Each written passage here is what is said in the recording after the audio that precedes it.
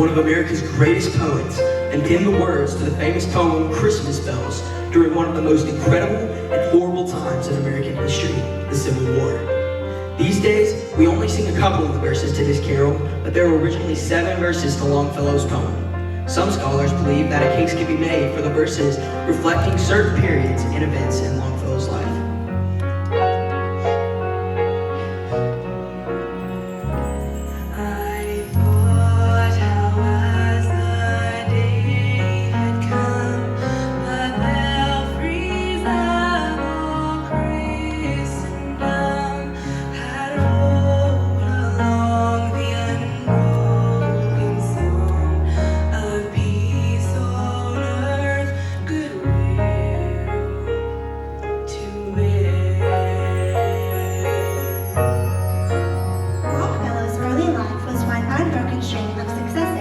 He sailed through school, learned multiple languages, published several fiction and non-fiction pieces, married a lovely woman named Mary Potter, and ended up the professor of modern languages at Harvard University.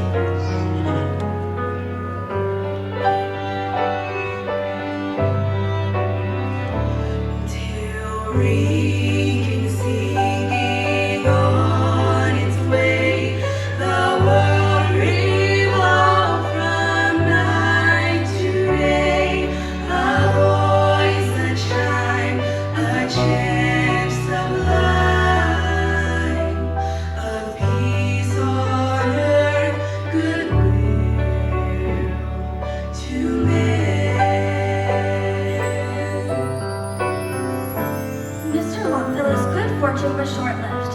After only 4 years of marriage, Mary lost a baby, which caused her health to fail miserably. She passed away shortly thereafter.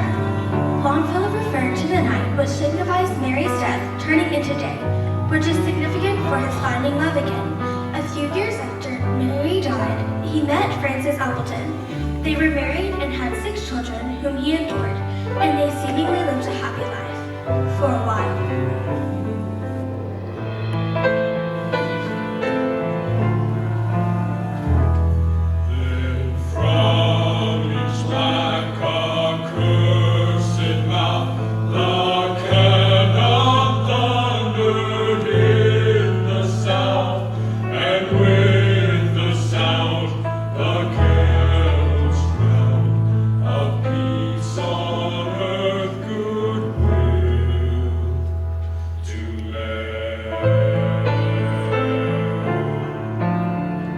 The cannon thundered from the south now brings us in this famous poem to the Civil War.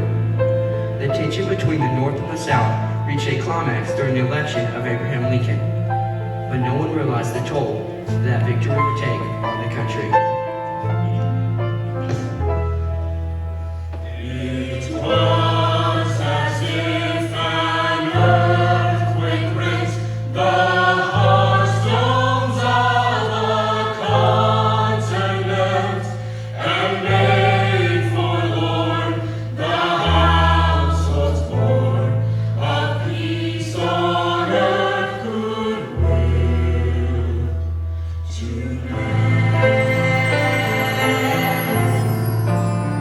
Since Longfellow was from Boston, that meant he was for the Union and vehemently abhorred slavery.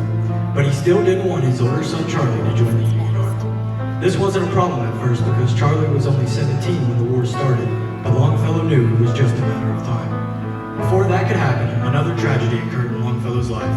His wife, Fanny, was badly burned in a freak accident. During this time, treatment for this type of injury was scarce, and in the following days, Fanny succumbed to her injuries. Longfellow was distraught and again took to the pen to convey his grief. And in despair, I bowed my head. There is no peace on earth, I said, for hate is strong and mocks the song of peace on earth, goodwill to men.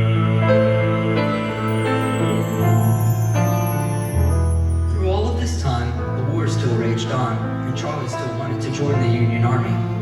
Charlie felt it his duty to fight for his country and defied his father's wishes by running away and joining when he he turned 18. Charlie was quickly promoted to lieutenant and transferred to the cavalry. In November of that year, Charlie led his unit on a patrol through a thicket where he was hit in the back by enemy fire and was paralyzed. Longfellow brought Charlie back to Boston and cared for him, but there seemed to be no improvement.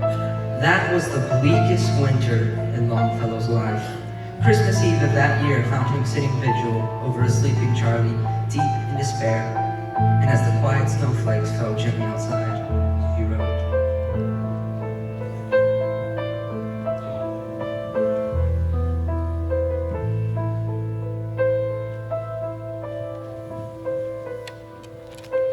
Out of the bosom of the air, out of the cloud folds of her garments, shaken, silent and soft and slow descends the snow, even as the troubled heart doth make in the white countenance confession, the troubled sky revels, the grief it feels.